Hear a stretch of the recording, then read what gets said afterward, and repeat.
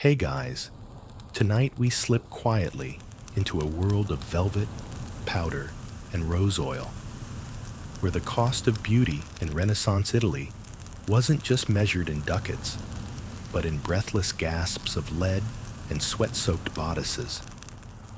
You're standing in front of a cracked Venetian mirror, the air thick with the heady scent of jasmine and the gentle squeak of silk gowns swaying around you. This is no fairy tale. Here, beauty is both a cage and a currency, and you're about to see why you probably won't survive this. So, before you get comfortable, take a moment to like the video and subscribe, but only if you genuinely enjoy what I do here. And hey, let me know in the comments, where in the world are you listening from? And what time is it there? Midnight in Paris? Dawn in Florence? I love hearing from you. Now, dim the lights.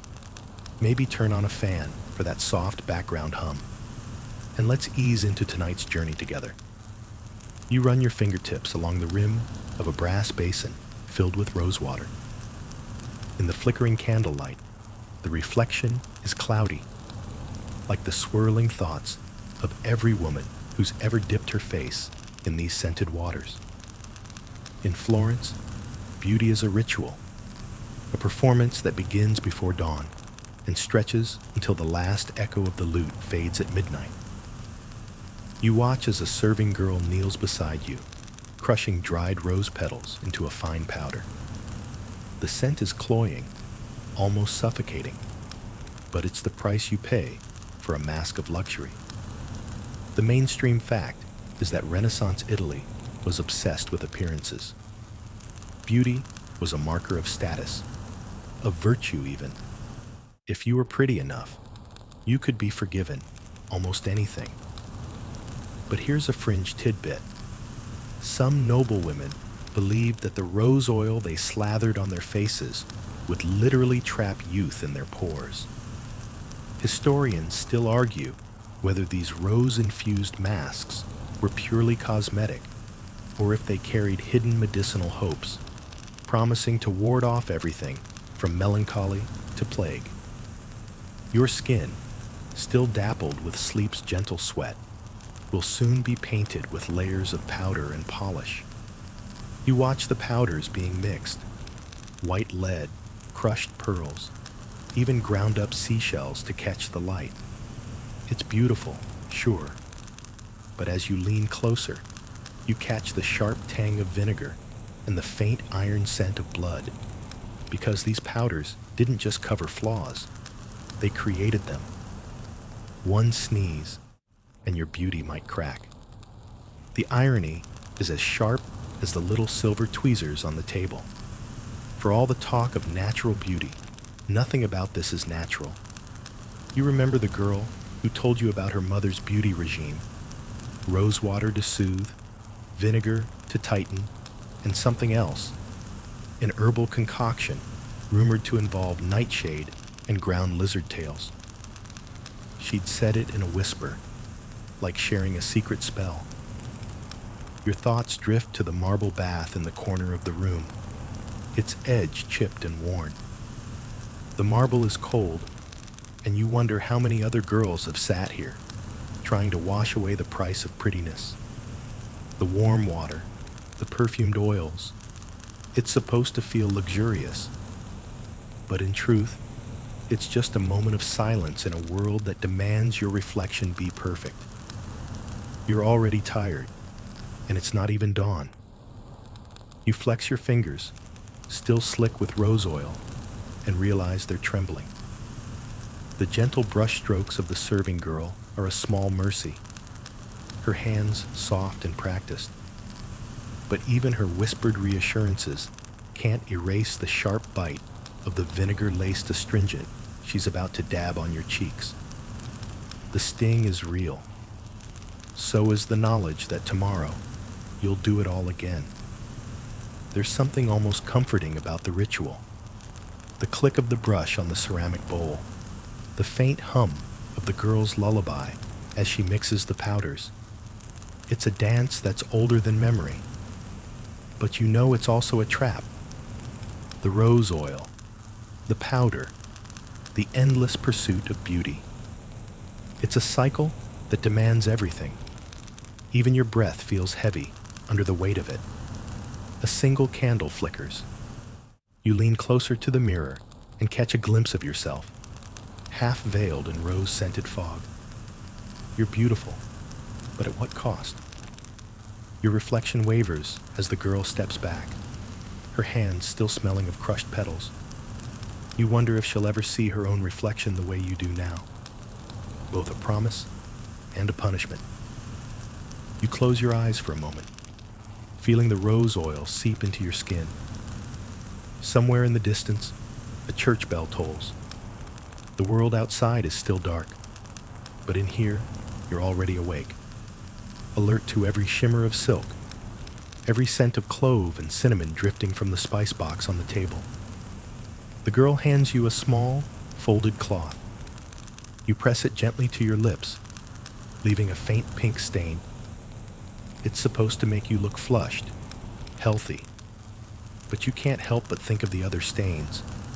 On the marble, on the air, on the memories of every girl who's ever knelt here before you.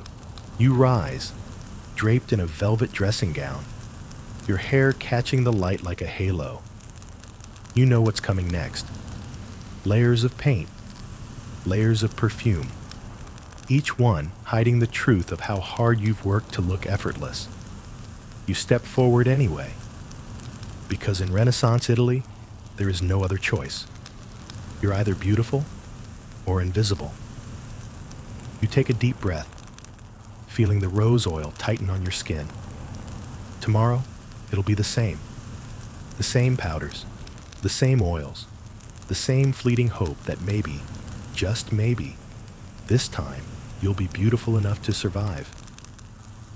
You tilt your head back, the faint glow of the morning sun starting to seep through the heavy velvet drapes. Pale light slants across your face, illuminating the white dust of the lead-based powder that's about to become your second skin. You watch as the servant girl dips her brush into the small pot of Venetian ceruse, its smooth, chalky texture promising you that coveted porcelain glow. But as the brush glides across your cheeks, you can't help but flinch at the thought of what's actually seeping into your pores. This is no ordinary powder. It's made from white lead, ground fine, and mixed with vinegar to create a deadly beauty mask. The mainstream fact is that Venetian ceruse was the most prized cosmetic in Italy. So prized, in fact, that the recipe was fiercely guarded and the price even higher. Yet historians still argue whether it was the flawless finish or the status it conveyed that made noble women risk their health. The servant girl hums a soft tune, her breath sweet with mint leaves she chews to freshen her mouth. You try not to breathe in too deeply as she dusts your forehead, your nose, the soft dip of your chin. The powder is silky, but you know it's also a silent poison. The price of being admired, of being desirable, it's literally painted onto your skin. A soft laugh echoes in your memory. Your cousin at court, who used to boast about how the ceruse made her look like a statue of the Virgin Mary. She'd say it with pride, even as her lips cracked and bled from the dryness. You remember the stories of women who coughed up blood in the quiet of their chambers, their lungs poisoned slowly by the very thing that made them beautiful. And yet, here you are, letting the same powder blur the edge of your freckles, the same white mask promising a fleeting perfection. You close your eyes, imagining how the world will see you today, pale and luminous, a living painting. A small part of you wonders how long you can keep this up. The brush strokes pause, and the girl reaches for a tiny pot of rouge. A dab on each cheek, a touch on your lips. It's the only color in this world of white. You catch a glimpse of yourself in the mirror and almost don't recognize the face staring back. You look expensive. That's the point, isn't it? A curious fact drifts through your mind. Some Italian women believed that a pale face meant a pure soul, a sign of aristocratic blood. Dark, sun-warmed skin was for peasants and farmers. But what no one talks about is the trade-off. The headaches, the nausea, the slow crumbling of teeth from the lead that leaches into your bones. You stand slowly, feeling the weight of the powder on your face like a second skull. The girl fusses with your hair, weaving a thin braid along your temple before smoothing back the rest in a modest chignon. She murmurs about the ball tonight, about how everyone will be there. Dukes and merchants, gossiping ladies with lips red as pomegranate seeds. You nod, but inside, you're thinking about the doctor who once warned your mother that the ceruse would kill her. Slowly, softly, like a lover's promise gone sour. Historians still argue whether these women truly understood the risks. Did they know the powder was poison? Or did they think the headaches were just another price to pay for looking perfect? You lean toward the latter. After all, in a world where your worth was measured by your reflection, what was a little poison? You lift the heavy velvet curtain and peer outside. The streets of Florence are waking up, carts rattling over cobblestones, merchants calling out prices for lemons and figs. You wonder how many other women out there are powdering their faces in the dim light of dawn, whispering the same silent prayers that today, their beauty will be enough. The girl's hands are gentle, but you notice the faint dusting of white powder on her knuckles, a quiet testament to how many faces she's painted like this, how many lives she's touched with a brush dipped in poison. You wonder if she thinks about it, if she dreams of the powder that clings to her own skin like a ghost. A final puff of the brush, and you're done. You step back, feeling both beautiful and hollow. The white powder catches the light, turning your face into a mask of moonlight. But beneath it, your skin itches, your lips feel dry, and you know that tonight, when you finally wash it all away, the real price of beauty will linger, aching, invisible, and very, very real. As you turn to leave, the girl slips you a small tin of the ceruse to keep in your sleeve, an unspoken understanding that you'll need to touch up throughout the day. You tuck it away, the cold metal pressing against your wrist like a reminder. The door creaks open, and you step out into the world, your face a careful lie. The powder glows in the early morning light, and for a moment, you almost believe it's worth it. But deep down, you know the truth. Every breath you take in this white mask is a dance with death. And tomorrow, you'll do it all over again. You step carefully across the cold marble floor, the faint scrape of your slippers echoing through the vast corridor. The heavy scent of rose oil and white lead clings to you like a second skin. But there's another ritual waiting, one that's equal parts fascination and pain. Hair, everywhere. And in Renaissance Italy, that meant endless hours of plucking, scraping, and disguising every stray wisp that might betray your status. You pause at the tall mirror, your reflection ghostly in the half-light. The servant girl sets down a small pot of sticky, honey-colored resin on the washstand. Today's arsenal in the war against body hair. You probably won't survive this, you think with a half smile, because this stuff is as brutal as it is effective. The mainstream fact is that Renaissance women prized smooth, hairless skin, especially among the wealthy. It was a sign of purity, a symbol of control over nature itself. But here's a curious tidbit. They didn't just use razors or hot water. Some recipes for hair removal included mixtures of crushed ants' eggs and vinegar, or a paste made from quicklime and orpiment, two substances that could leave your skin red and raw for days. You try not to wince as the girl tests the resin's warmth on the back of your hand. It's hot, but not scalding, at least not yet. She hums a lullaby as she smears the sticky paste along your forearms, smoothing it with practiced fingers. You glance at the window, watching the pale sky turn soft rose pink with dawn. If you close your eyes, you can almost pretend you're just getting a massage. Almost. A shiver runs up your spine as the girl presses a strip of linen over the resin. She counts softly, 1, 2, 3, and then rips it away in one swift motion.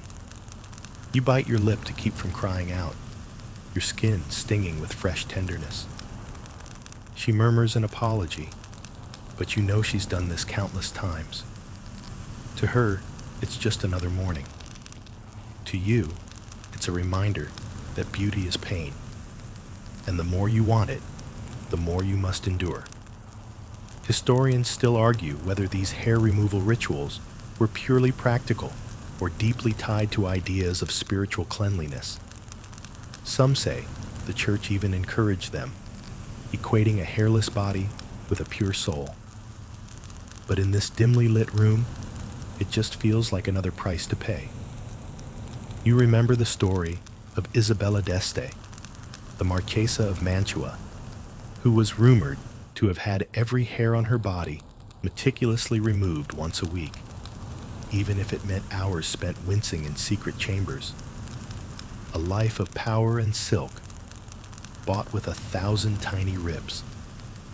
The servant girl's fingers are deft, moving from your arms to your neck, smoothing resin into the fine down along your jawline. It's an odd feeling, exposing yourself to someone's care and cruelty all at once. You wonder if she ever thinks about how many women she's done this for, or if she just counts the coins she's paid at the end of the day. There's a quiet moment as she rinses the linen in rosewater and begins again. You stare at your reflection, your eyes bright with unshed tears. The raw pink flush of your skin is the only color in the world of white powder and lead. You wonder if it's worth it. If the promise of smooth, perfect skin is really enough to endure the sting. A light joke drifts through your thoughts. Maybe this is the Renaissance version of no pain, no gain. Except no one's here to cheer you on. Just the steady rhythm of the girl's hands, the scrape of the resin pot, and your own shallow breathing. When she's finally done, she wipes your skin with a cool cloth soaked in lavender water. The sting lingers, but there's a strange relief in it too, like a secret only you and she will ever share. You catch her eye in the mirror, and she gives you a small, sympathetic smile. It's not enough to make you feel better, but it's something. She moves to your hair next, combing it out with careful strokes. In the Renaissance, hair wasn't just hair. It was a symbol of power, of allure. A woman's hair could be her greatest asset or her greatest shame. Some noble women spent hours each day having their hair washed in vinegar, oiled with walnut or rosemary, and pinned into elaborate braids that defied gravity and reason. But not everyone could afford such luxury. You remember hearing of peasant girls who used lard and ash to tame their hair, who borrowed noble tricks to look just a little more like the portraits in the city's grand halls. Historians still argue whether these peasant imitations were acts of rebellion or just quiet desperation to belong. The girl finishes with a dab of rose oil on your temples, smoothing the baby hairs that never quite obey. You feel almost weightless, like your hair could lift you right off the marble floor. But you also feel strangely exposed, stripped of every small defense your body offered. You think of the girls who couldn't afford the resin or the powders, who let their hair grow wild in the countryside, and you envy them for a brief, breathless moment. The room is quiet again, save for the distant tolling of the bell from the church tower. You stand, your skin soft and pink, your hair smoothed into a silky cap of compliance. You wonder how long it'll last. Until tonight's ball, perhaps. Or maybe just until the next whispered standard of beauty demands something new. But for now, you're ready. Your body is a canvas, scrubbed and smoothed, waiting for the next layer of paint. You step away from the washstand, the scent of rose and resin still clinging to your skin, and wonder how many more mornings like this you'll have to endure to stay beautiful. Because in Renaissance, Italy, beauty is never truly yours. It's something you rent, with every breath and every tear you hide. You step through the carved wooden doorway and into the narrow corridor, the flickering lamplight catching the glint of polished brass sconces. The air is sharp with a different perfume tonight, belladonna, distilled into tiny vials of liquid shadow. You watch as a noblewoman tips her head back, a single drop poised to slip from the glass pipette into her wide, unblinking eye. This is the hidden price of being pretty in Renaissance Italy. Eyes to die for, quite literally. The mainstream fact is that belladonna, also known as deadly nightshade, was used by some women to dilate their pupils and make their eyes look darker, more luminous. But here's a quirkier detail. They called it belladonna, beautiful lady, because it promised to transform your gaze into something haunting and seductive. You lean closer, morbidly curious. The noblewoman's eyes shimmer like polished jet, impossibly large in the dim lamplight. But even from a distance, you can see the strain, her lashes trembling, the faint red veins creeping like cracks in Venetian glass. She doesn't blink. Blinking would ruin the effect. Historians still argue whether these drops were a fleeting trend or a carefully guarded secret, whispered between sisters and confidants. Some say the belladonna was a deliberate flirtation with danger. What better way to prove your devotion to beauty than to risk blindness or worse? Others claim it was just another passing fancy, no more deadly than the lead powder you wear like a second skin. The girl with the vial glances at you and offers a shy smile. "Just a drop," she murmurs, her voice as soft as the silk ribbons she ties in her hair. You nod, though you're not sure whether it's admiration or horror that makes your throat feel tight. You watch the glass bead of liquid cling to her lower lashes before it vanishes into the inky pool of her pupil. She blinks once, slowly, and the room seems to tilt with the intensity of her gaze. You've heard the rumors that belladonna can steal more than your vision, that it can make your heart race like a hunted deer, that it can slip your mind into fever dreams. You remember the story of a Venetian courtesan who used it so often that she spent her final days in a darkened room, her vision gone, but her legend intact. Beauty, it seems, is a mistress as demanding as any lover.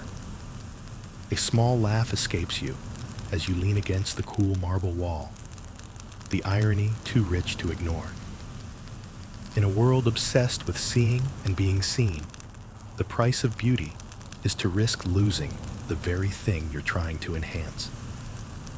You wonder if the girl with the belladonna drops thinks about that as she tips her head back again, her fingers steady and sure. She offers you the vial with a shy tilt of her wrist. "Would you like to try?" she asks, as if offering you a sweet or a sip of spiced wine. You hesitate, the weight of the choice pressing down on your chest. One drop, and your eyes will shimmer like polished obsidian. One drop, and you might never see the world the same way again. You take the vial in your trembling fingers, feeling the cold glass against your skin. The scent is faintly bitter, earthy in a way that reminds you of forest shadows and hidden dangers. You think of all the other women who have held this same vial, who have whispered the same silent prayer as they let the poison kiss their eyes. A light joke flickers across your mind. Imagine explaining this to your modern friends. "I'm just putting poison in my eyes for that sultry look." They'd laugh, maybe, but here in the Renaissance, there's no punchline, only the cold thrill of a deadly promise. You don't take the drop, not tonight. Instead, you hand the vial back, your fingers brushing against the girl's, and you see the faint relief in her smile. Maybe she's seen too many girls who said yes. Maybe she's relieved that you, at least, have the sense to say no. She tucks the vial away, slipping it into a small silk purse that she ties to her waist with a silver ribbon. "Maybe tomorrow," she says softly, though you both know it's a lie.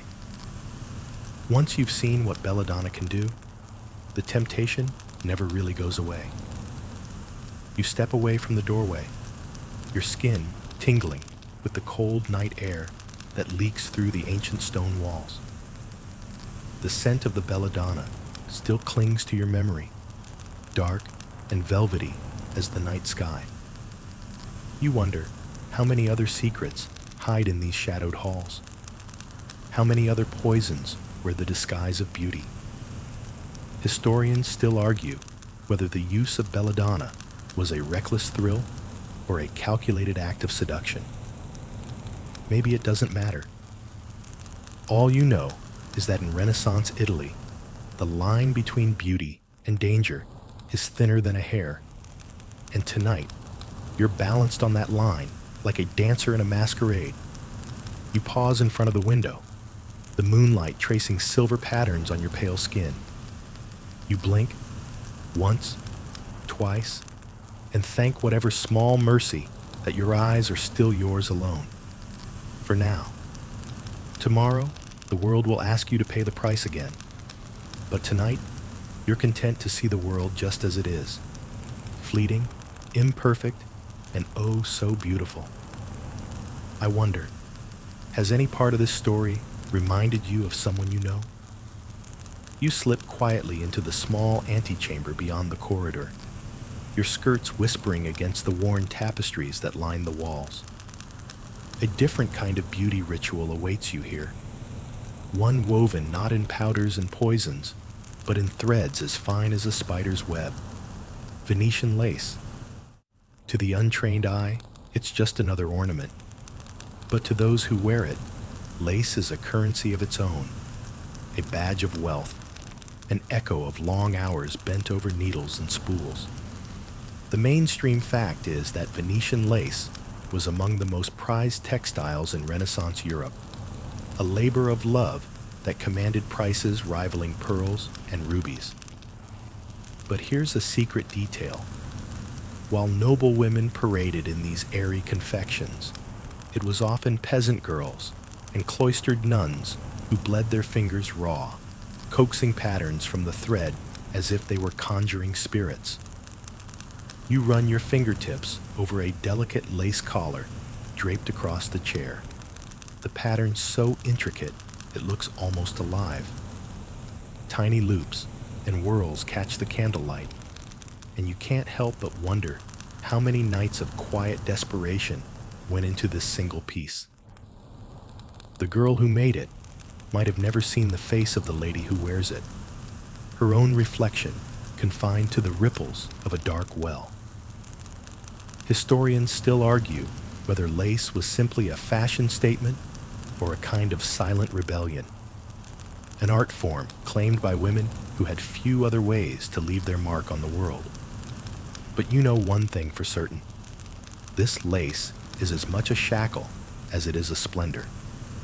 The seamstress adjusts your bodice, her fingers deft and sure. "Hold still," she murmurs, the soft clack of her scissors punctuating the silence. You do as you're told, even though the tight lacing makes it hard to breathe. Beauty, in this world, doesn't leave room for comfort. A light joke drifts through your mind. Who knew that looking so delicate could feel like wearing a cage? But there's no laughter here, only the steady rhythm of the seamstress's breath as she tightens each loop of the bodice, pulling the fabric closer until your ribs protest. You catch a glimpse of yourself in the polished brass mirror, your waist cinched, your shoulders draped in the gossamer web of the lace.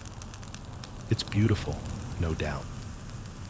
But there's something almost ghostly about the way the lace floats against your skin, as if you're both adorned and imprisoned by it.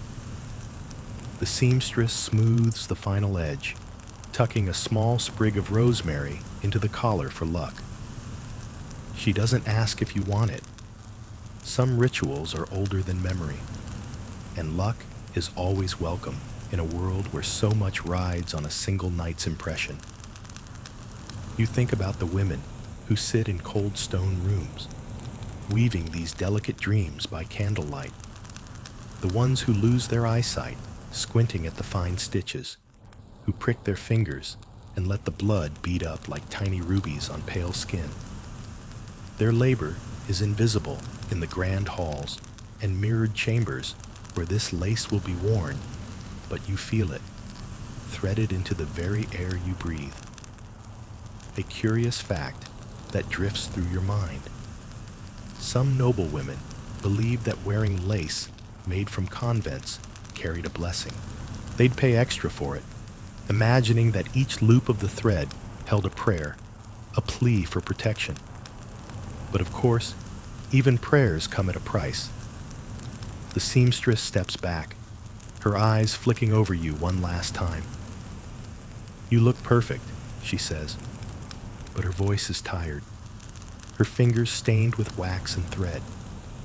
You nod, though the word perfect feels heavy on your tongue. Perfect is never just about how you look. It's about how well you can wear the cost of beauty. The door creaks open, and you're ushered back into the hallway, the lace collar soft against your throat. You walk slowly, the weight of the garment a gentle reminder of all the hands that touched it before it reached yours. Each step feels like a silent vow, to wear it with grace, to carry the weight of 100 prayers spun in silk. Historians still argue whether the women who made these laces saw them as art or as chains. You suspect it's both. In every twisted loop and spiral, there's a testament to patience, and a quiet defiance too. A way of saying, I was here. I mattered. You pause at the end of the corridor, fingers idly tracing the edge of your lace collar. The world outside is just beginning to wake, dawn's pale light creeping through the high windows. You take a breath, the scent of rosemary and rose oil mingling in the still air. Tonight, you'll dance in these halls, your reflection glowing under flickering candles, the lace shimmering like a promise. But in the hush of this moment, you know the truth. Beauty is never free. Every stitch, every thread, each one is a quiet testament to the hidden price of being pretty in Renaissance Italy. The scent hits you before you even cross the threshold. Amber, musk, and a whiff of something sharp and green that stings your nose. You step into the chamber, where glass vials crowd a marble table like an alchemist's dream. This is the secret world of Renaissance perfumes, where sweet-smelling oils and smoky resins mask more than just the sweat of summer nights. The mainstream fact is that perfume was a symbol of wealth and refinement in Renaissance Italy. The noble and the well-connected would pay dearly for a single vial of ambergris or rose attar, each drop worth more than a peasant's yearly wage. But here's the curious part. Some of these scents weren't just pretty. They were downright dangerous. Musk from deer glands, civet from wild cats, even small amounts of poisonous resins, all mixed in the name of allure. You pick up a crystal bottle, the glass cool and slick against your palm. The liquid inside shimmers like liquid gold, thick and slow-moving. The serving girl at your side murmurs that it's a new blend, frankincense and clove, with a hint of bitter orange. She doesn't say what's in it to fix the scent on your skin, but you suspect it's something best left unspoken. Historians still argue whether these perfumes were intended only for masking the human scent, or if they also served as talismans, each note a ward against disease and ill fortune. In a world where miasmas were blamed for plague and fever, a vial of strong perfume was a kind of shield. Or at least, that's what the merchants promised. You tilt the bottle, letting a single drop fall onto your wrist. The scent blooms immediately, rich and heady, almost overwhelming. You rub it in gently, feeling the heat of your skin coax the fragrance to life. For a moment, you're a duchess in a moonlit ballad, a figure of silk and promise. But as the perfume settles, you catch an edge of something sharper underneath, something that doesn't quite belong. A soft laugh escapes you, a quiet joke to yourself. In a world that fears plague and bad air, who knew that beauty could be as much about survival as it was about seduction? You glance at the girl beside you, her own wrists glistening with the same perfume. She's beautiful, yes, but her eyes dart nervously around the room, as if she's waiting for something to go wrong. You remember the stories of women who fell ill from these very oils, the headaches, the rashes, the fevers that wouldn't break. You remember, too, the courtesan who was said to have fainted at a banquet, her skin flushed and her breath catching in her throat from the perfumes she'd layered so thickly she could barely stand. The girl offers you a second vial, lighter, sweeter, the color of pale honey. She tells you it's rosewater and myrtle, gentler on the skin. You dab it behind your ears, the scent floral and delicate. But even the gentlest perfume has a bite, you think. In this world, nothing is truly harmless. Historians still argue whether the obsession with perfume was purely vanity or a deeper need to control how the world saw and smelled you. Was it just a mask, or a quiet rebellion against the reek of fish markets and open sewers? In the end, it doesn't matter. You know that tonight, when you step into the hall with your skin shimmering like a promise, no one will care how the scent was made. They'll only care that you wear it like a second skin. The girl packs away the vials, her fingers deft and careful. You catch the faint shimmer of the oils on her skin and wonder if she dreams of the same things you do, of a world where beauty doesn't cost so much, but you know better.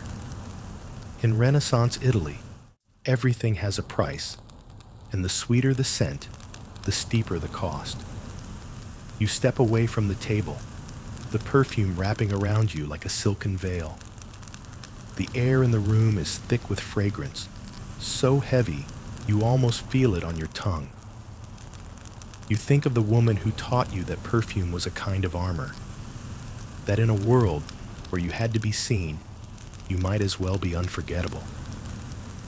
A last glance in the mirror. Your eyes are bright, your skin aglow, and the perfume clings to you like a lover's whisper. You breathe it in, even as it makes your head swim, and you know that for tonight at least, you'll be the most beautiful woman in the room. You step back into the corridor, the cool air biting at your skin, and the perfume holding close like a secret. You walk slowly, each breath a reminder of the price you've paid. Every drop of scent, a silent testament to the hidden price of being pretty in Renaissance Italy. The sun has just begun to slip beneath the horizon when you find yourself in the dim light of your private chamber, the silk curtains drawn tight against the gathering dusk. You can feel the weight of the day on your shoulders, the endless powders and potions, the layers of scent that cling to your skin like ghosts. But there's one more ritual you can't avoid, one last demand in this quest for beauty, the pursuit of slenderness. The mainstream fact is that Renaissance Italy adored a willowy figure, a body that spoke of wealth and leisure, not of labor in the fields. A small waist, delicate shoulders, and a hint of hunger in the hollow of your throat. These were the marks of a noble woman who could afford to starve. But here's the strange tidbit. Some women turned to drastic remedies to achieve this look, from fasting until they saw stars, to drinking herbal concoctions that promised to purge the humors and leave only perfection behind. You sit on the edge of the bed, the mattress stuffed with straw that crackles softly beneath you. Your stomach growls, but you press a hand to it, willing the noise to stop. Tonight, the banquet tables will be groaning under the weight of roasted peacocks and spiced wine, but you'll only pick at the edges of your plate. Your hunger, a quiet testament to your discipline. The serving girl enters with a small clay cup, the steam rising in fragrant curls. "A tisane," she says, her voice gentle. "Rosemary and mint to soothe the belly."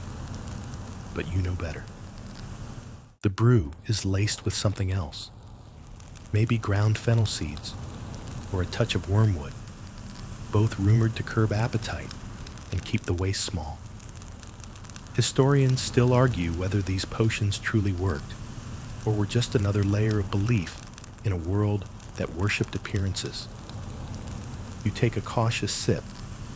The liquid is bitter, the taste clinging to the back of your throat. You remember the stories of noble women who would drink vinegar water to sharpen their figures, who believed that each sour swallow was a step closer to the angelic ideal painted in chapel frescoes. The thought makes you shiver, but you take another sip anyway. Because here, in this world of velvet and lace, even your hunger is a performance. A small joke flutters through your mind. If you were a modern girl, you might call it detox. But there's no Instagram post to share, no hashtag to soften the truth. This is a world where the body is both weapon and weakness, and every skipped meal is a prayer to stay desirable. The girl smooths your skirts, her fingers tracing the stiff bones of your corset. "You look lovely," she whispers, though you can see the worry in her eyes. She knows the price you're paying, knows that tomorrow you'll wake up dizzy and hollow, and still have to smile like you're the luckiest girl in Italy. Historians still argue whether these beauty standards were set by the church, by the courts, or by the quiet rivalry of women who measured themselves against the portraits in palaces. You think it's simpler than that. In a world where men controlled so much, controlling your own body was the last power you had, even if it meant denying it everything it needed. You stand slowly, the room spinning just a little as the bitter brew settles in your belly.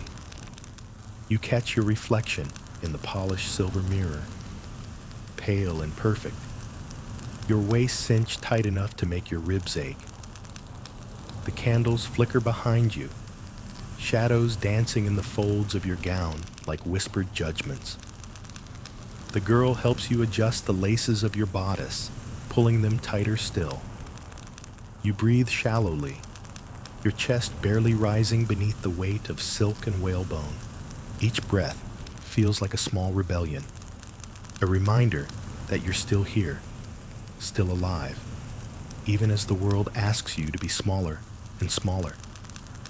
You walk slowly to the window, the night air cool against your fevered skin. In the distance, the bells of the Duomo toll the hour, each chime a gentle promise that tomorrow will come, whether you're ready or not.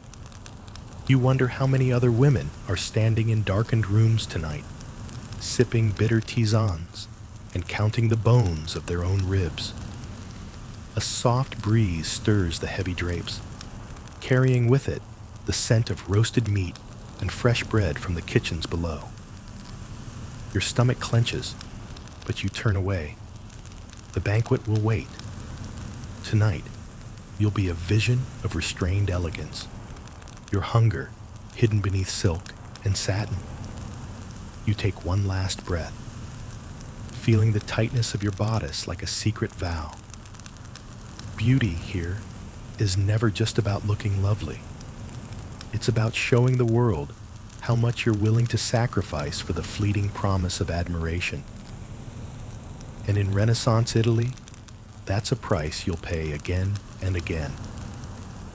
You follow the soft glow of lanterns through the winding halls, the air heavy with the scent of lavender soap and the warm, wet stone of ancient baths. Tonight, you're not headed to a feast or a ball. You're slipping into the secret world of the bathhouse, where the water runs warm and the conversations run deeper. The mainstream fact is that public and private bathhouses were common across Renaissance Italy, places where the wealthy and the less fortunate alike could scrub away the dust of the day. But here's the curious twist. The bathhouse wasn't just about cleaning the skin. It was a stage for gossip, matchmaking, and quiet alliances whispered through the steam. You step into the bath chamber, the steam rising in silvery clouds that catch the flicker of candlelight.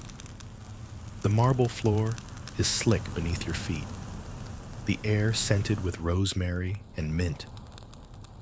Women lounge on the stone benches, their faces flushed pink from the heat. They talk in low voices, sharing secrets that are meant to stay hidden in the haze.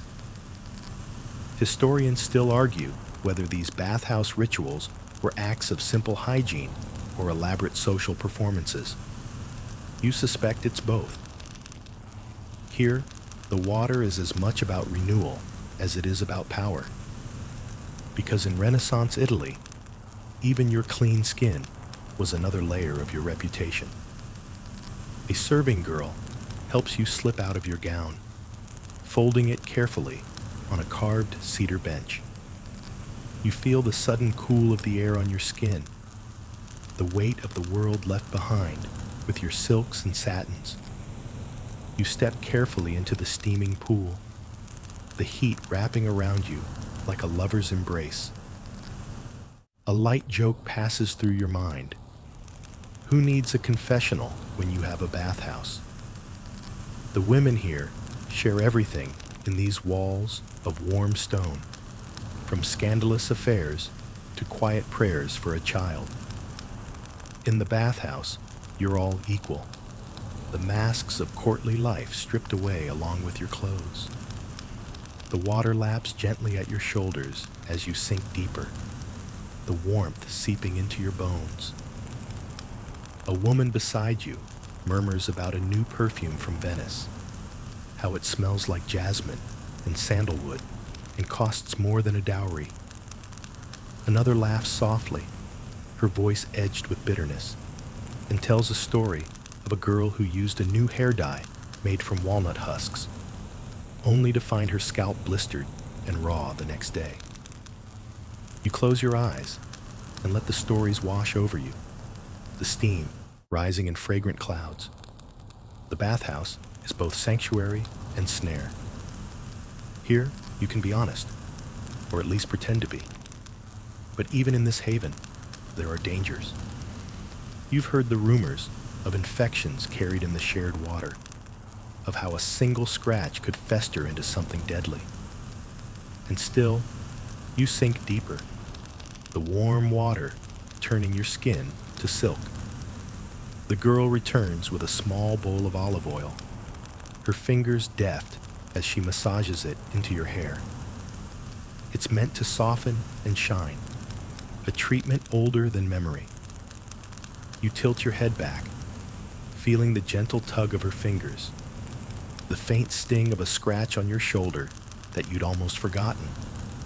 Historians still argue whether the bathhouse was a place of liberation or just another cage, another stage where women were expected to perform even in their nakedness.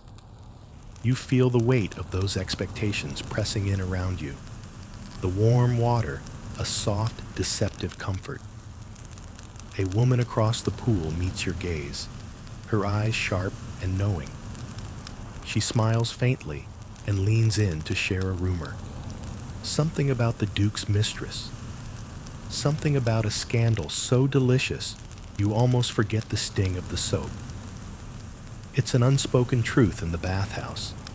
Secrets are the real currency here, and every drop of water carries a whisper. You rise from the water slowly, the chill of the air striking your damp skin. The girl wraps you in a linen sheet, her hands gentle, her eyes downcast. She knows, as you do, that in a few hours you'll be back in your gown, back in the marble halls where every glance is a judgment. But here, for just a moment, you're clean, stripped of powders and poisons, your skin bare and soft as moonlight. You walk slowly to the door, the steam clinging to your hair, the echo of laughter and half-told truths lingering in your mind. You wonder how many women will carry these whispers out into the world tonight, and how many will keep them tucked away like secret pearls. As you step back into the cool corridor, you feel the softness of your skin, the faint sheen of the olive oil still warm against your shoulders. The bathhouse has left you renewed, and yet you know the world outside will demand a different kind of armor soon enough. In Renaissance Italy, even the cleanest skin can't stay untouched for long.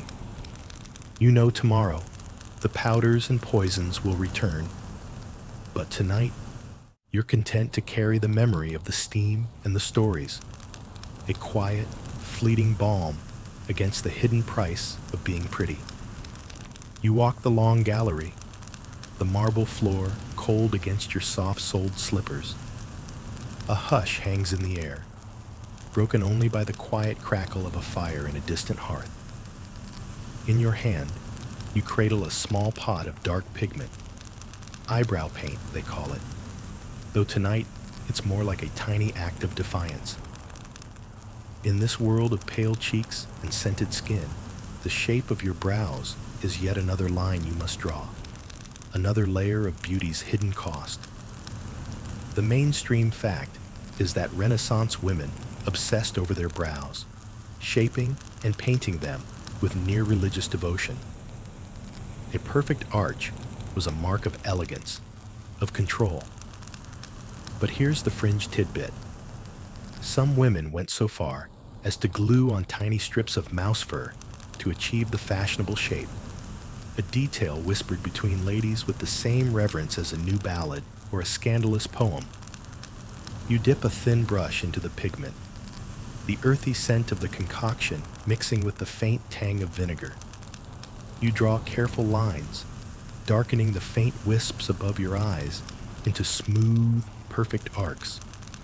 You lean close to the polished silver mirror, the faint flicker of the candlelight turning your reflection into something otherworldly. The girl behind you holds her breath. She knows how serious this is. A crooked brow can ruin the whole illusion. Historians still argue whether these brow fashions were inspired by the classical statues of antiquity, or if they grew from the fleeting whims of the courts. One woman's face becoming the standard for all others to follow. You suspect it's a bit of both. The statues were everywhere, after all, gazing down with marble serenity, their brows serene and unmoving. But here, in this flickering candlelight, there's nothing serene about the way your heart beats as you paint yourself into perfection. A light joke drifts through your mind. Imagine explaining this to a friend from your time. Hold on, I'm just gluing mouse fur to my face for that ultimate Renaissance brow.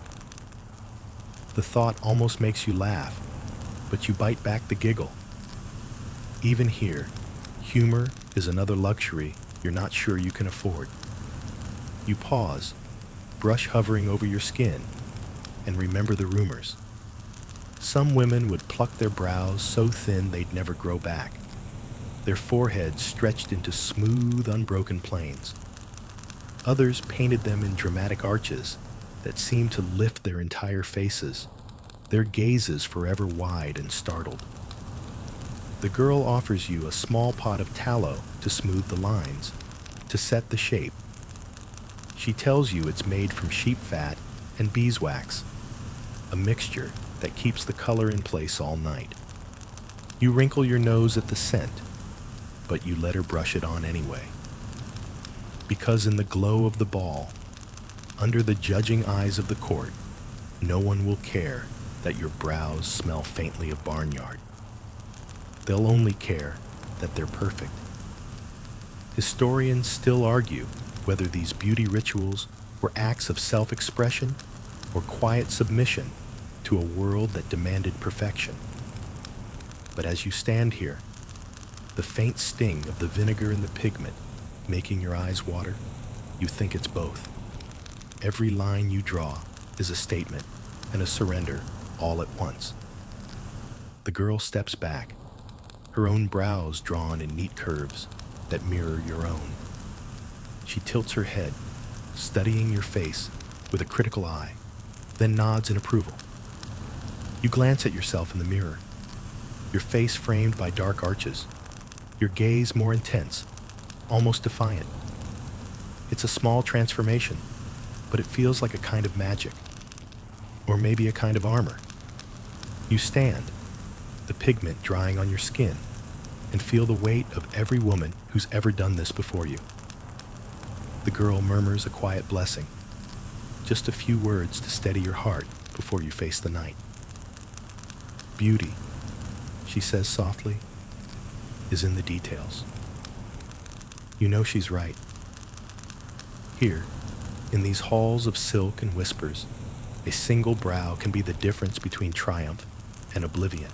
You walk slowly back into the corridor, the faint scent of the tallow following you like a shadow. Outside, the night air is cool, the sky alive with stars that seem to blink in silent approval.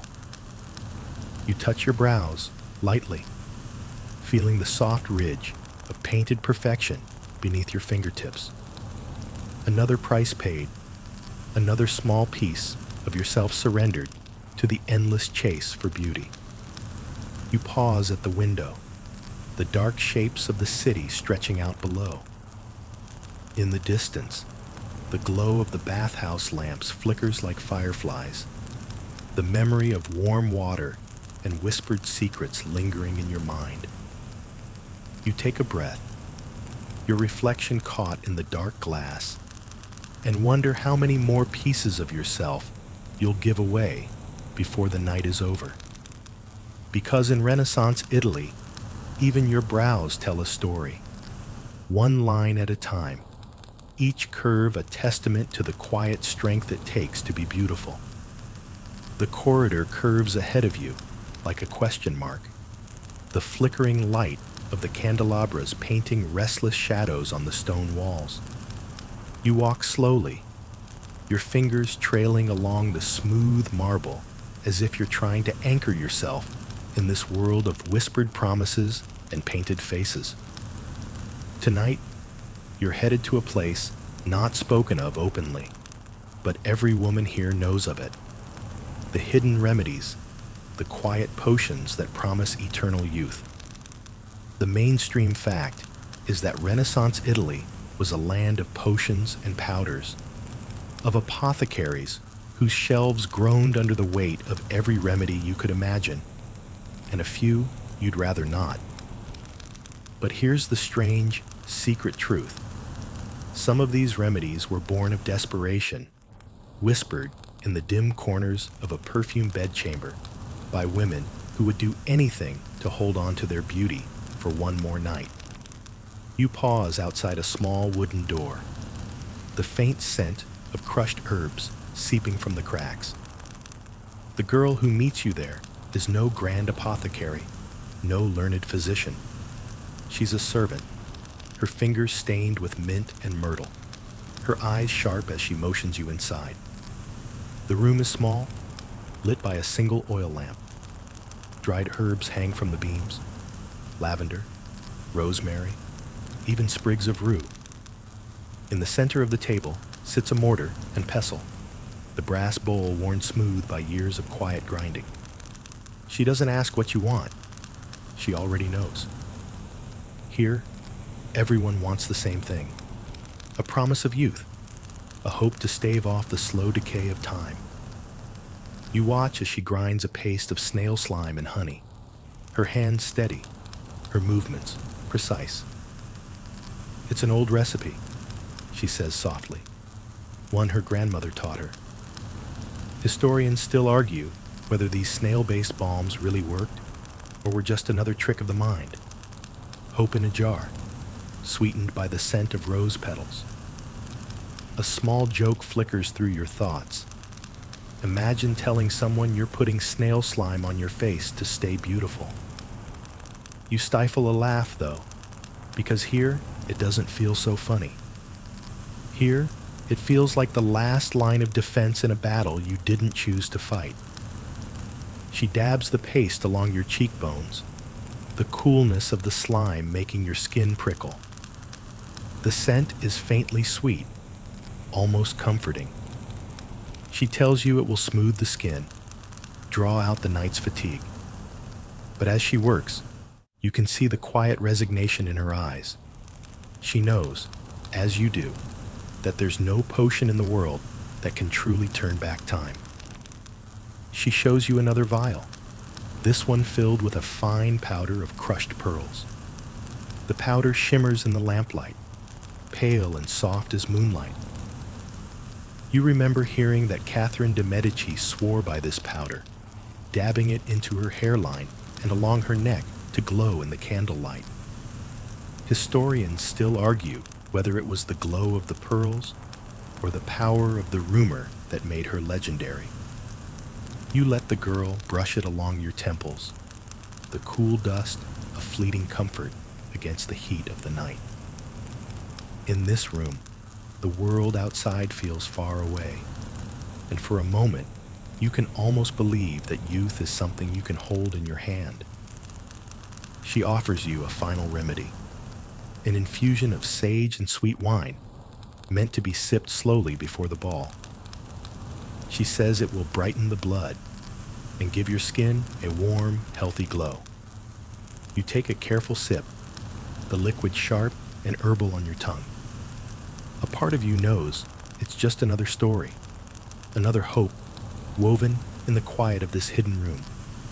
But tonight, you need that story. Tonight, you need to believe.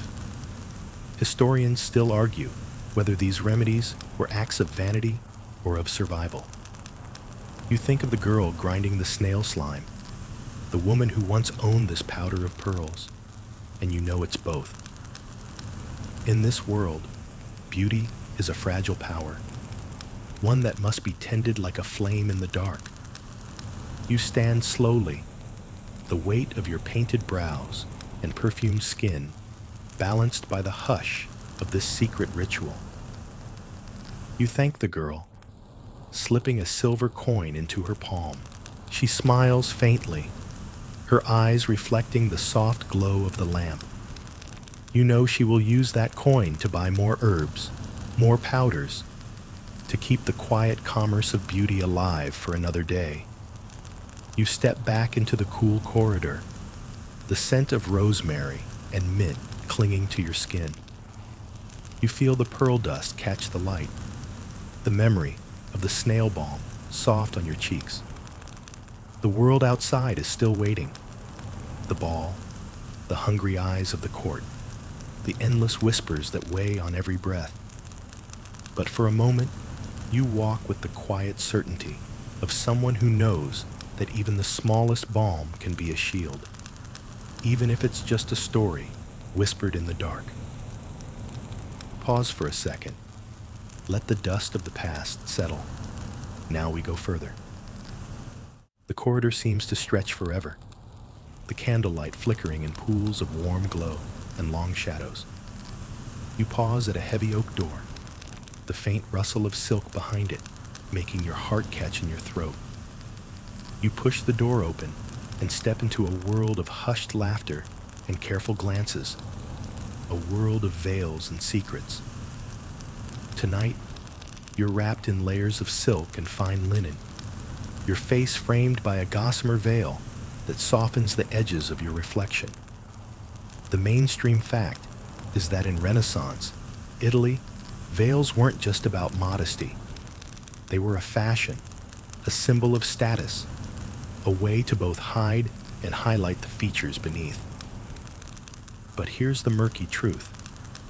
They also concealed the quiet bruises that sometimes bloomed along a noblewoman's jawline, marks of courtly games that left deeper scars than any rouge could cover. You adjust the veil gently, its weight a soft whisper on your skin.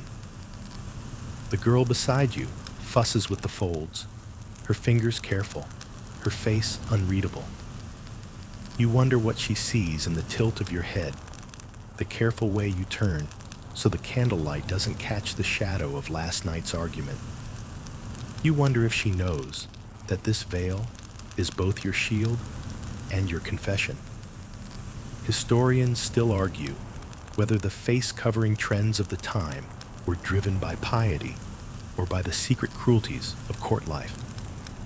Some say it was modesty, a mark of virtue. Others whisper it was survival, a way to hide the truths no one wanted to see. You walk slowly to the mirror, the delicate lace edge of the veil tracing your cheekbones. You're beautiful, yes. But tonight, you're also a puzzle. Half seen, half hidden, a creature of silk and secrets. You remember the stories of women who wore veils of fine Milanese lace, each knot and loop telling a story no words could voice. A light joke flickers in your thoughts. Imagine trying to eat a bowl of pottage with this veil in place. But even the thought of laughter feels heavy in the hush of this room.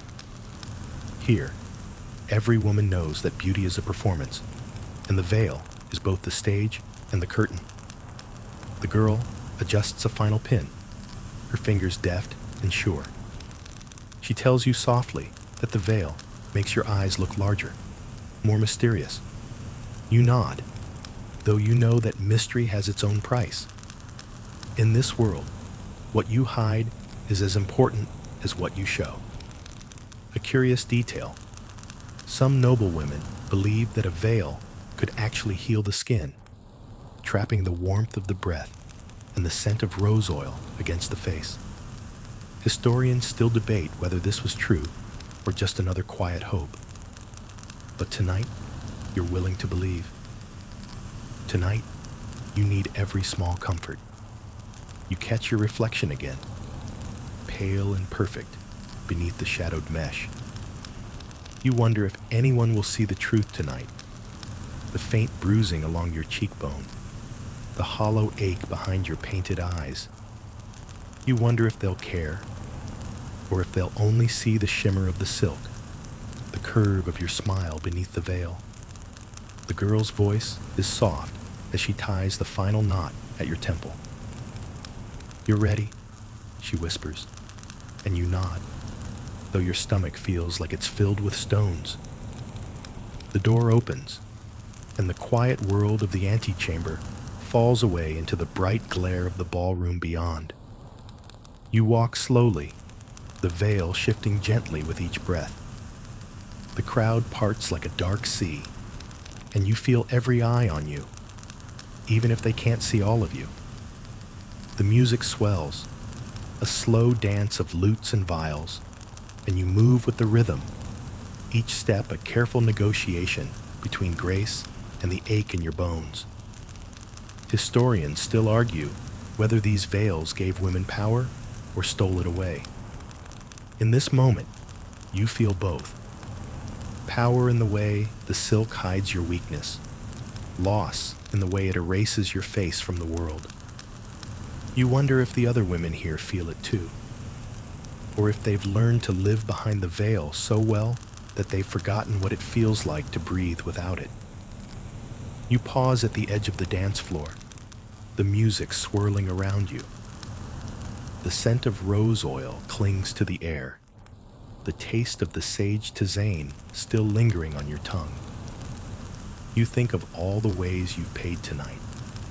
Powder, poison, hunger, and now, the soft prison of the veil. You wonder how many more layers you'll need to wear before the night is done. But for now, you step forward, the veil a soft promise and a quiet warning. Because in Renaissance, Italy, beauty is never just about what's seen. It's about what's hidden and the secrets you're willing to keep. The music shifts around you like a tide, slow, insistent, pulsing in time with the flickering candlelight. You move through the crowd, your steps careful and measured, the veil's edge brushing softly against your lips with every breath. But tonight, the veils and the perfume are no longer enough to hide what everyone fears: the quiet, creeping dread of disease. The mainstream fact is that the plague was a constant shadow in Renaissance Italy, a fear that colored every feast and festival. But here's the strange detail. Even as death lurked in the narrow alleys and market squares, the dance of beauty carried on. Women still powdered their faces and painted their lips, even as the world around them fell silent. You pause by a window, the cool night air sharp against your skin. You catch a glimpse of a young woman in the reflection, her cheeks rouged, her hair twisted into perfect coils. But her eyes flick nervously from shadow to shadow, as if she's waiting for the telltale rattle in someone's breath that will send her fleeing for the countryside. Historians still argue whether these beauty rituals were an act of denial or of defiance. Some say they were a final show of control in a world that offered none. Others say they were simply habit, something to cling to when everything else fell away. A small laugh bubbles up inside you, a breath of gallows humor. You think of the noblemen at the banquet table, dripping with pearls and pomanders stuffed with cloves, their faces flushed with too much wine and not enough fear. The perfume they wear is supposed to protect them from the bad air, but you know better.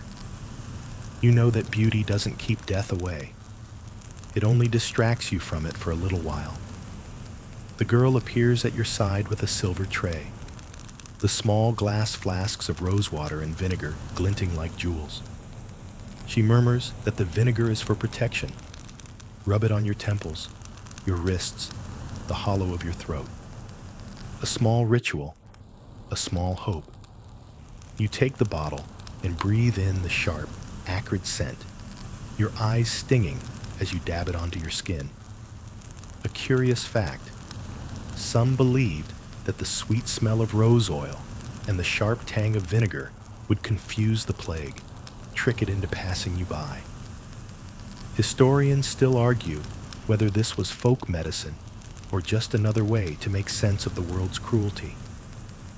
You watch as the girl rubs vinegar on her own wrists, her hands shaking just slightly. You see the faint bruises on her knuckles, the red marks that speak of hard work and endless worry. You wonder if she ever wishes she could scrub away more than just the scent of sickness, if she could wash away the fear itself. You turn back to the room, your gaze sweeping over the dancers whose smiles are a little too bright, a little too forced.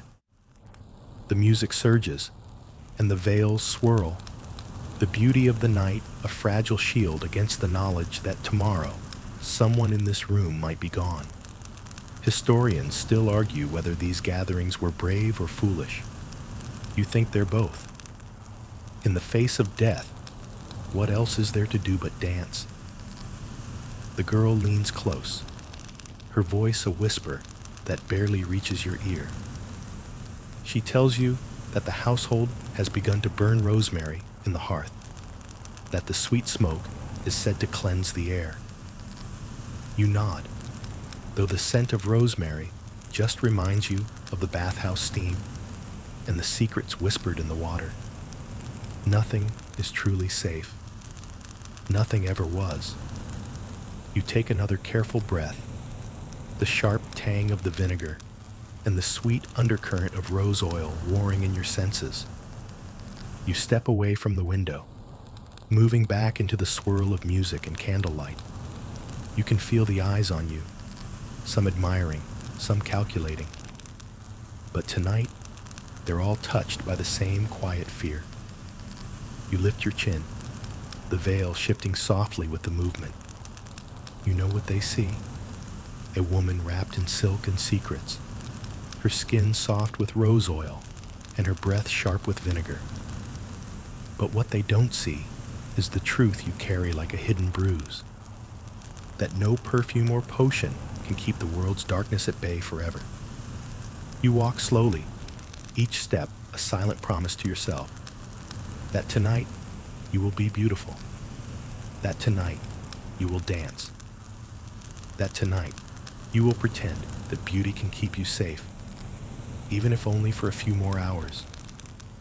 The music softens as you leave the grand hall, the faint echoes of the lutes fading into the hush of the corridor. You walk slowly, the hem of your silk gown whispering across the cold marble floor. Your breath still carries the sharp tang of vinegar, your skin faintly sticky with rose oil and the nervous sheen of sweat. But tonight, you're not done yet. Tonight, you're going to slip behind the heavy velvet curtain and into the shadowy world of the courtesans. The mainstream fact is that courtesans held a strange place in Renaissance Italy, somewhere between scandal and respect. They were both admired and scorned, draped in jewels and silks as they played the games of the powerful men who paid for their company. But here's the secret that everyone whispers behind closed doors. The courtesans knew the price of beauty better than anyone. You find yourself in a small, candlelit chamber, the air heavy with the scent of jasmine and spiced wine. A woman sits at a low table, her hair a waterfall of dark curls, her lips stained the color of ripe cherries. She's older than you, but her skin glows with the careful shine of countless secret remedies. She doesn't look up when you enter. She's too busy mixing a paste of crushed almonds and honey, her fingers deft as she works the sweet-smelling concoction. She's not a noblewoman. She's something else entirely. Her beauty is deliberate, every curve and line honed into a weapon. And yet, as you watch her smooth the paste onto her cheeks, you can see the faint bruises that peek out from beneath the edge of her bodice, marks of the price she pays for the power she wields. Historians still argue whether these women were victims or masters of their own fates. You suspect it's never that simple. The courtesans learned how to turn beauty into coin, how to play the games of men who thought they owned them. But in the end, every dance comes with a cost. The woman glances up at you, her dark eyes steady. "Come here," she says softly, and you do. She dips her fingers into the almond paste and presses it gently against your cheek. "This will soften the skin," she murmurs, "make you glow in the lamplight." Her voice is calm, but her eyes are hard as she smooths the mixture along your jaw. A small laugh escapes you, a soft, wry joke. You're letting a courtesan teach you how to be beautiful in a world that insists you already are. But there's no room for pride here. In this room, everyone knows that beauty is never just a gift. It's a skill, one that must be honed and guarded like a secret blade. She tells you about a new perfume she's heard of, a blend of cinnamon and clove that promises to make any man fall in love. She tells you about the herbal washes she uses to keep her skin smooth, and the powders that hide the bruises left by careless hands. Historians still argue whether these recipes were shared out of sisterhood or self-preservation. You think it's a little of both. The woman leans closer, her breath warm against your cheek. "Remember this," she says softly. "Beauty fades. But power is something you can wear long after the powders wash away." You nod, though the weight of her words sits heavy in your chest. You glance at your reflection in the polished brass mirror. Your face glows with the almond paste, your eyes bright with something sharp and fierce. For a moment, you see not a noblewoman, but a courtesan, a woman who knows how to survive in a world that wants her to be both ornament and offering.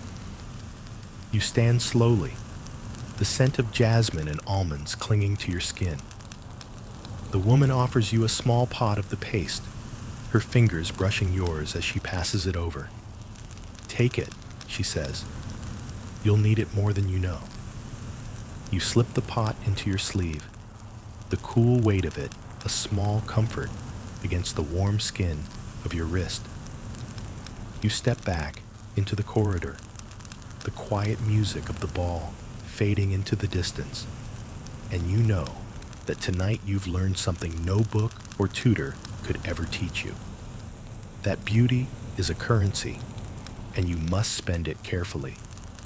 You walk slowly, the almond scent sweet and sharp in the air, and you think of all the women who've walked these halls before you, their secrets hidden behind painted lips and veiled eyes. You wonder how many of them survived, and how many let the price of beauty swallow them whole.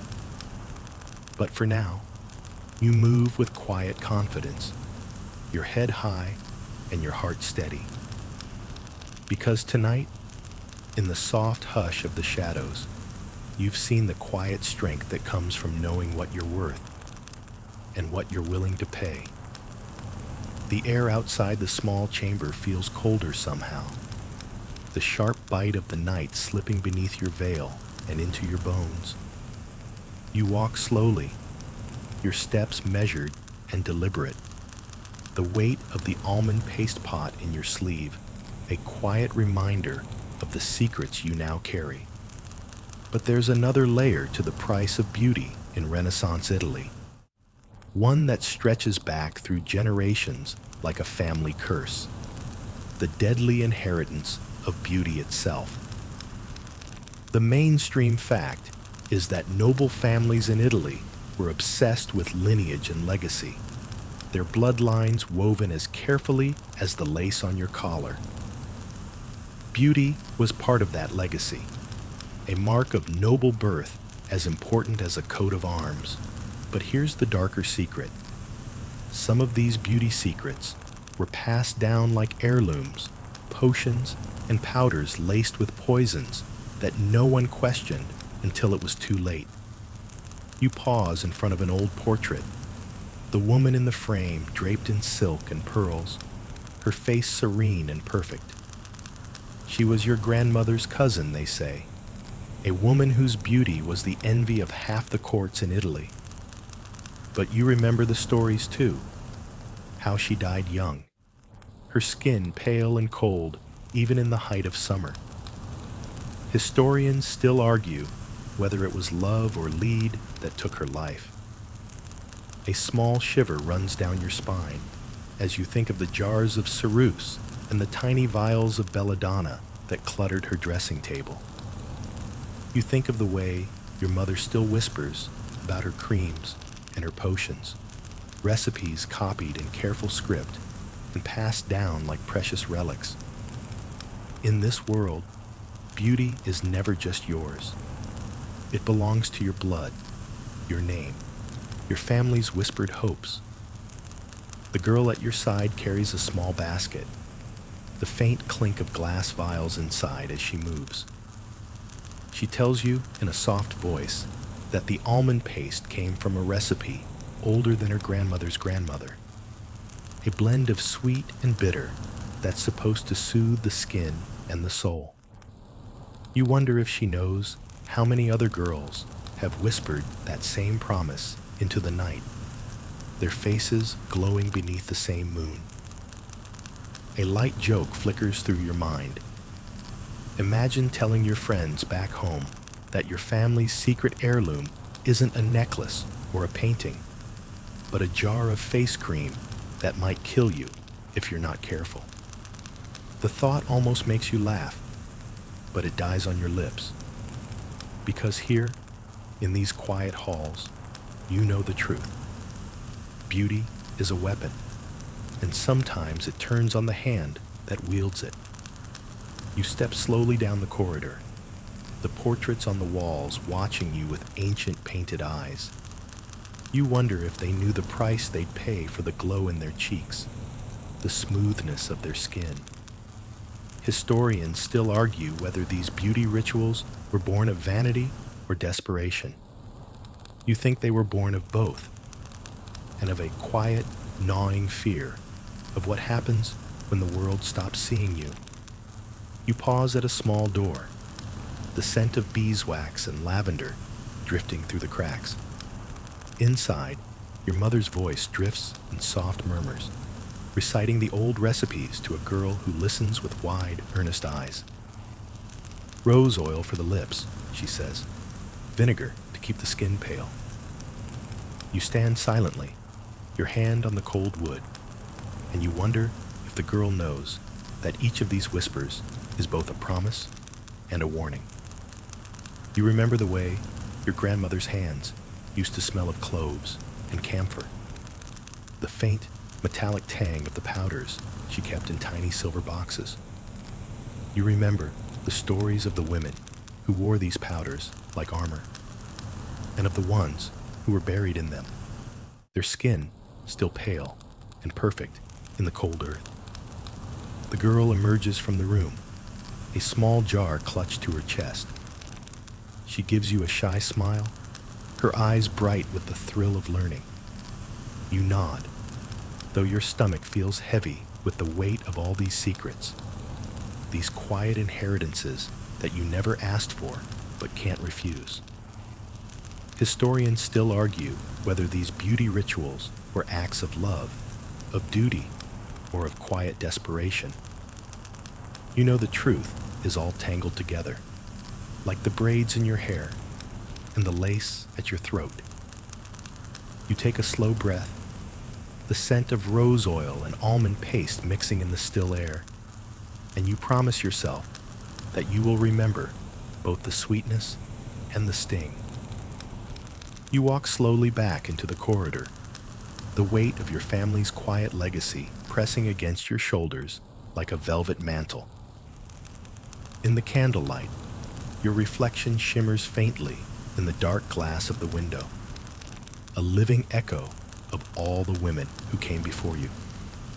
Tonight, you carry them with you, their beauty, their secrets, their unspoken fears, and tomorrow, You will paint your cheeks and line your eyes, and you will dance again in the halls of marble and music. Because in Renaissance Italy, beauty is never truly yours alone. It belongs to every woman who has ever walked these shadowed corridors, her footsteps quiet, her face bright, her secrets whispered only to the night. You leave the hushed corridor of ancestral secrets behind, your steps echoing softly as you drift back into the wider world of candlelight and courtly whispers. The music has started up again in the ballroom, but tonight you're drawn somewhere else, into the quiet corners where art and ambition collide. Because here, every brushstroke and every painted smile is another layer in the price of beauty. The mainstream fact is that Renaissance portraits were more than just likenesses. They were statements of power and status, and women of noble birth spent hours posing for them.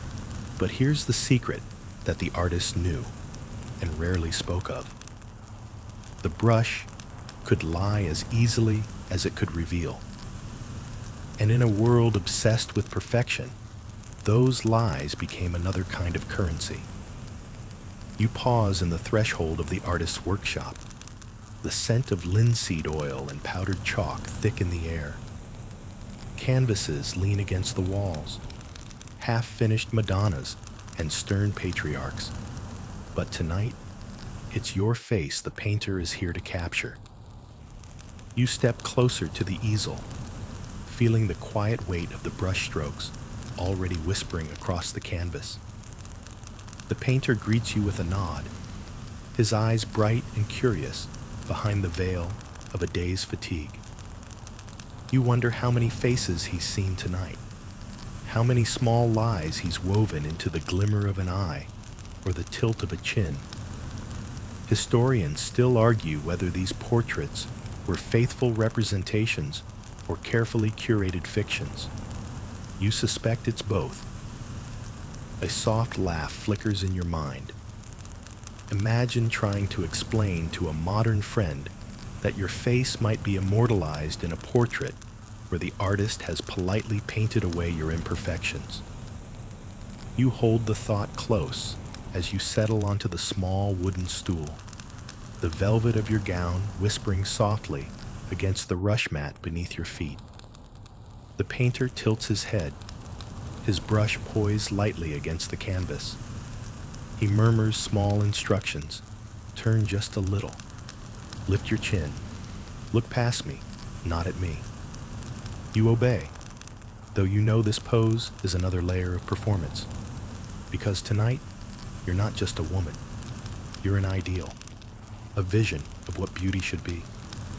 He begins to work, his brush dipping into the pale glow of ground, lead, and ochre. You watch as he paints the soft curve of your jaw, the shadowed hollow beneath your cheekbone. You wonder if he sees the faint line of weariness in your eyes, the small bruise beneath the perfect powder. You wonder if he'll paint them in or leave them out. Because in this world, art is another mask to wear. The girl who brought you here hovers at your side, her hands folded neatly. She tells you in a soft voice that the painter is known for capturing the truth behind the paint, though truth is a word that bends as easily as a willow branch in the wind. Historians still argue whether the women in these portraits recognized themselves when the final image was revealed. You hold your breath as the painter's brush flicks across the canvas, the faint rasp of the bristles a gentle, rhythmic sound. You remember the stories of the great beauties whose portraits hung in gilded frames long after their smiles had faded. Women who were remembered not for who they were, but for how they looked in the painter's careful, calculating gaze. A curious fact drifts through your thoughts. Some artists used ground pearls and crushed lapis to give their subjects an otherworldly glow. You wonder if your portrait will shimmer that way too, the light catching in the paint like a small, defiant promise of immortality. The painter pauses to study you, his eyes thoughtful. "You have the look of someone who knows secrets," he says softly.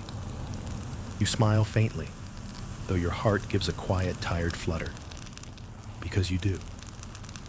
In this world, beauty is always a secret, a mask worn over the small, quiet truths that no one else is meant to see. You sit still as he works, your body aching from the long stillness, your mind drifting in the flickering candlelight. You think of all the other women who have sat here, their faces turned to the same canvas, their breath held just as carefully. You wonder if they too felt the weight of being both muse and masterpiece, of being seen and yet never truly known. As he sets down his brush, you see your reflection in the small silver mirror he keeps at his side.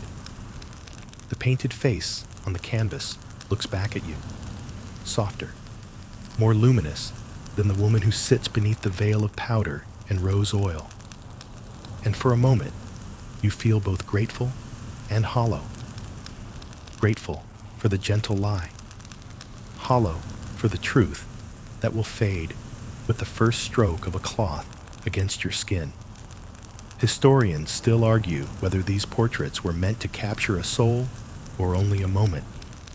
But tonight, you know the answer doesn't matter. Because in Renaissance Italy, even your reflection is just another story, another price to be paid. You rise from the stool, the painter's quiet nod a small benediction. You slip back into the shadowed corridor, the scent of linseed oil and crushed pearls lingering on your skin. And you know that tonight, you've become part of a canvas, a small piece of someone else's masterpiece, a quiet promise that beauty, no matter how fleeting, will always find a way to endure. The night deepens as you move from the flickering light of the painter's studio into the gentle hush of the servants' passageway. The air cool and scented faintly with wood smoke and beeswax. Your skin still tingles from the long hours of posing, the soft glow of the painted face still echoing in your mind. But as you pass through the narrow archway and into the world of the kitchens and sculleries, you see another side of beauty, a quieter, humbler one that costs just as dearly. The mainstream fact is that the working-class women of Renaissance Italy were never meant to share the same luxuries as their noble mistresses. But that didn't stop them from borrowing the fashions of the grand halls. Little touches of glamour, stolen from a world that seemed to exist just beyond their reach. Here's the curious truth. Even in the glow of the hearth and the scent of onions and fresh bread, beauty had its own quiet hold. You pause at the door to the kitchens, watching as the cook's daughter wipes her flour-dusted hands on her apron. She's no grand lady, but her hair is twisted into careful braids, and her cheeks glow with a flush that no rouge pot could match. She catches your gaze and grins, her teeth bright in the firelight. Historians still argue whether these simple imitations of noble beauty were acts of rebellion or a quiet hope to belong to something larger. You suspect it's both. In the crowded kitchens and smoky hearths, every dab of rosewater, every borrowed ribbon was a small prayer. Let them see me too. The girl picks up a small pot of homemade balm, its scent of rosemary and beeswax warm and comforting. "My mother taught me this," she says, her voice soft as she rubs it into her cracked knuckles. For the hands, makes them soft enough to pretend you've never worked a day in your life. You smile faintly, the quiet joke making you feel lighter somehow. Even here, in the heat and clatter of pots, there is room for small vanities. You watch as she dabs a bit of the balm behind her ears, the faint sheen of the wax catching the glow of the fire. She says the women in the city call it poor girl's perfume, and she laughs like it's the most delicious secret in the world. A curious fact: some of the recipes for these balms and salves were shared between noble kitchens and peasant huts, whispered like spells over baskets of herbs and pots of honey. Historians still argue whether these recipes were passed down in friendship or stolen in desperation. But you know the truth doesn't matter.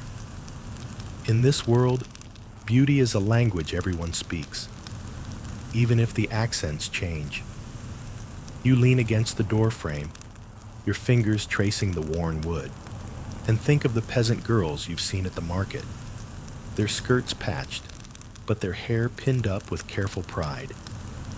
You think of the laundress who once told you she'd saved 3 weeks' wages for a single drop of rose oil because she wanted to smell like the women she carried dresses for. You step closer to the fire, feeling its warmth against your skin, and the cook's daughter offers you a small jar of the balm. "For your lips," she says. "The cold air tonight will crack them." You take it with a murmured thanks, feeling the soft wax melt against your fingertips as you rub it gently over your lips. Historians still argue whether these quiet acts of beauty were a form of resistance or simply a way to endure.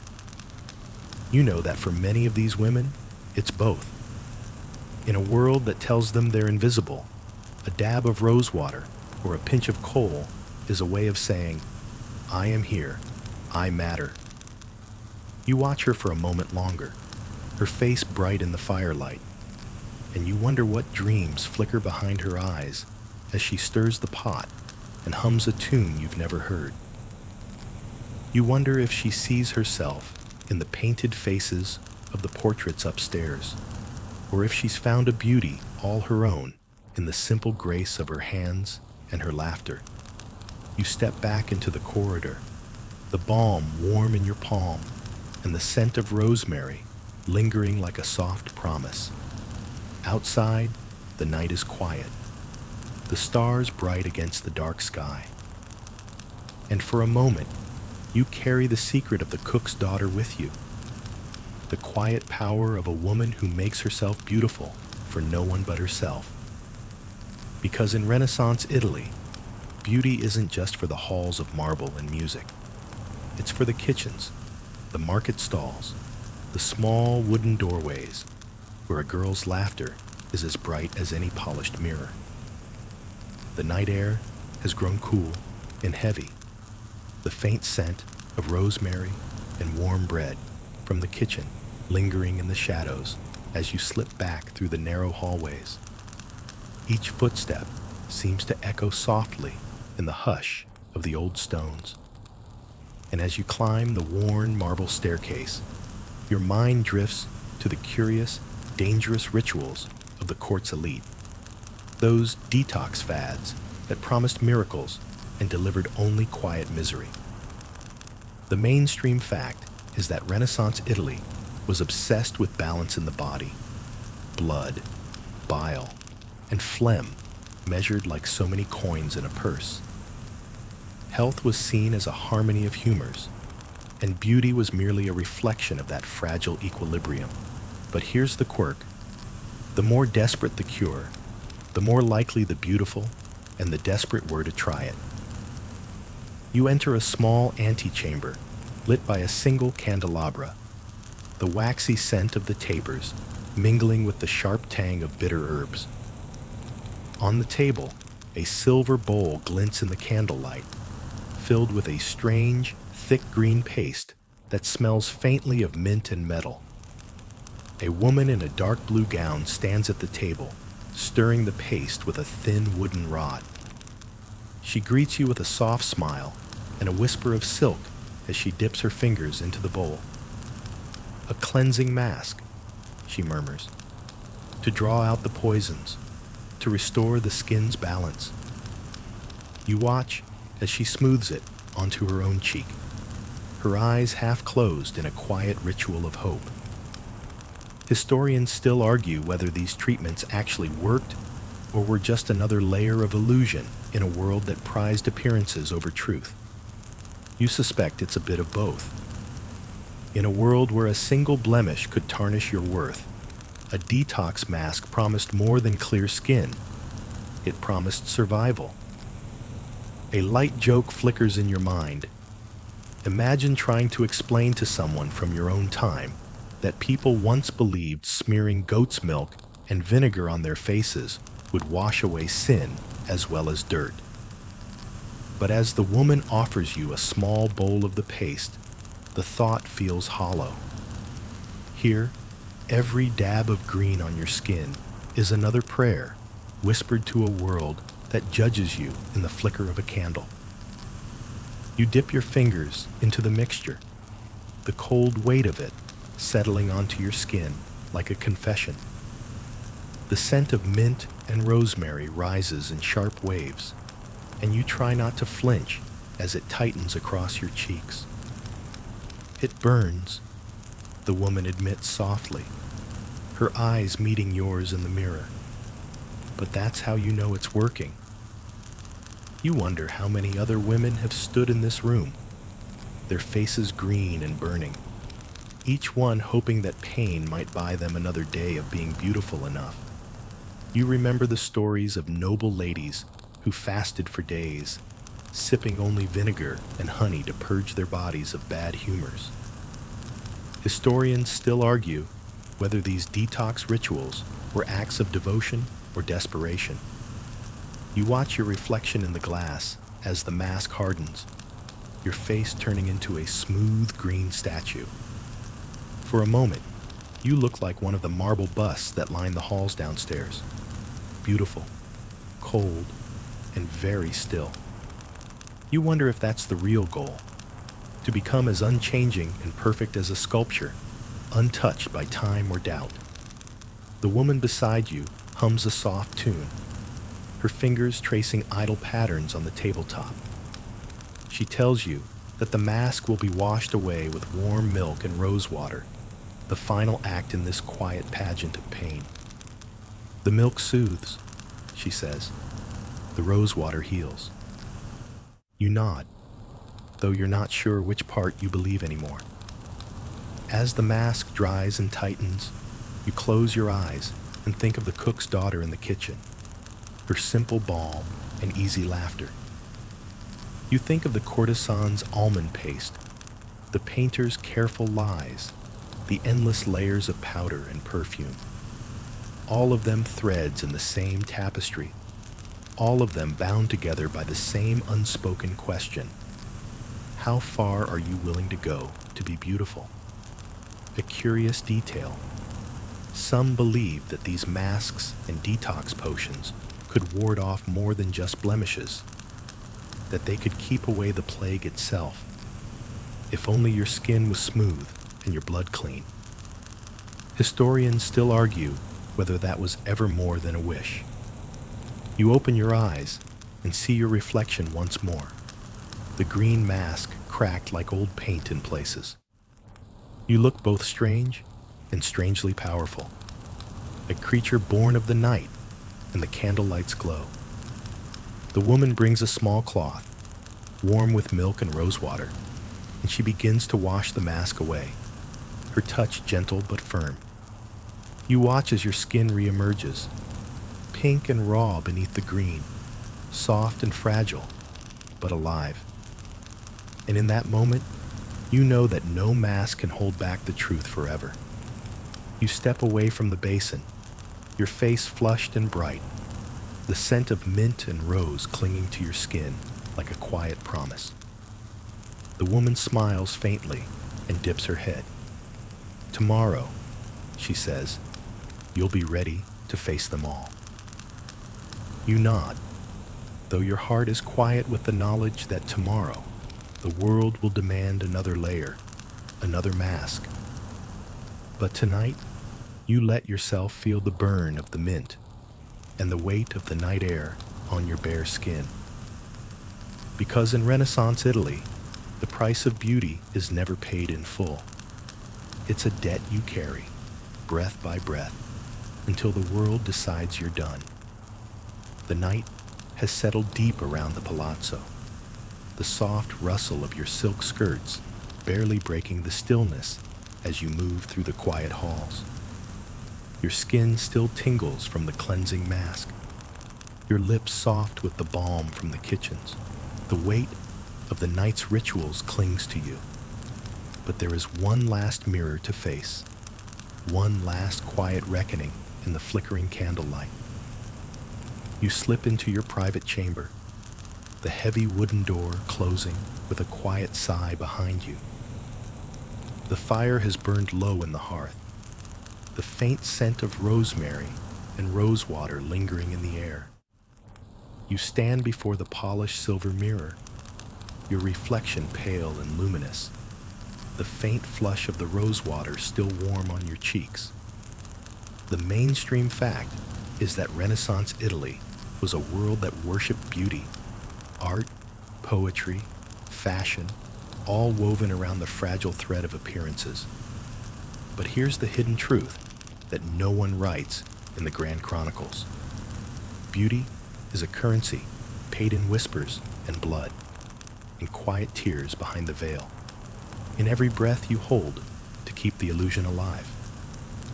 You lean closer to the mirror, your fingers tracing the faint curve of your jaw. The reflection staring back at you is both familiar and strange. A woman wrapped in silk and powder, her eyes bright with both hope and exhaustion. You think of the cook's daughter's balm, the courtesan's almond paste, the painter's careful lies. You think of the weight of your family's secrets, the brush of the veil against your lips, the sting of the vinegar you dabbed on your wrists like a prayer. A quiet laugh bubbles in your chest, tired and small, but real. Because you know that tomorrow, the same rituals will play out again. The powders and the perfumes, the quiet bargains with yourself in the cold light of dawn. The hidden price of being pretty in Renaissance Italy isn't just the sting of a mask or the burn of a hair removal paste. It's the quiet ache that settles in your bones, the soft voice that wonders if you'll ever be enough. Historians still argue whether these rituals were acts of power or quiet desperation, whether the women who painted their lips and perfumed their skin were captives of a world that demanded they be beautiful, or quiet revolutionaries who learned to wield beauty like a weapon. You think it's both, two sides of the same polished coin. You close your eyes for a moment, the weight of the day pressing down on your shoulders. You think of all the other women who have stood before this same mirror, their breath fogging the glass, their hearts heavy with the knowledge that beauty is never free. You wonder if they whispered the same promise to themselves. I will be seen. I will be remembered. I will endure. The candle gutters softly, the flame dancing in the still air. You take a slow breath, feeling the coolness of the room settle against your flushed skin. You know that tonight, in the hush of your private chamber, you're as close to honest as you'll ever be. Tomorrow, you'll paint your cheeks again, tie the veil a little tighter, let the world see only what it wants to see. But for now, you stand in the quiet, the hush of the night, a gentle balm. You touch your reflection lightly, your fingers cool against the silvered glass, and you whisper the small, fierce promise that only you can hear. I am enough. Even if they never see it. You slip away from the mirror. The candles glow, painting soft gold across your skin. The night is deep and silent, and for a moment, you let yourself feel the simple peace of being alone. No powders, no perfumes, just you and the quiet strength you carry in every breath. And as you sink into the bed's soft embrace, the velvet drapes whispering closed around you. You let the final image of the night settle in your mind. A woman who has learned the secret price of beauty and who will rise again tomorrow to pay it, one soft, quiet step at a time. The world fades around you now. The candles glow, softening into gentle shadows as you close your eyes and let the hush of the night wrap around you like a warm, velvet cloak. Each breath slows. Each thought softens, the weight of the day slipping from your shoulders as you sink deeper into the quiet. You imagine the scent of rosewater and rosemary still lingering in the air, a faint, sweet comfort that lulls you further into calm. The echo of distant music fades, the rustle of silk and the flicker of candlelight dissolving into the gentle rhythm of your breath. You feel the hush of the palazzo settle around you, the ancient stones holding the memory of countless nights like this one, nights of small, secret rituals and the quiet strength that carries you through them. Let your mind wander softly through the winding halls of memory, each footstep lighter than the last, until even the marble beneath your feet seems to melt away. In the hush of this final moment, you are free from the weight of beauty's demands, the soft ache of tomorrow's mirrors. You are only breath, only softness, only the quiet comfort of knowing that in this moment you are safe. Breathe in the calm. Let it settle in your chest like a gentle promise. Exhale slowly, the last of the night's worries slipping away on the hush of your sigh. Let the darkness cradle you, the faint glow of the candle's memory, a soft warmth behind your closed eyes. And as the night deepens around you, know that you are enough. Beautiful, not for the powders you wear or the silks that drape your shoulders, but for the quiet strength that lives in your breath, in your heartbeat, in the gentle hush of your dreams. Sleep well, sweet listener. The world can wait until morning. The Renaissance may be long gone, but its echoes still shape how we love, create, and dream.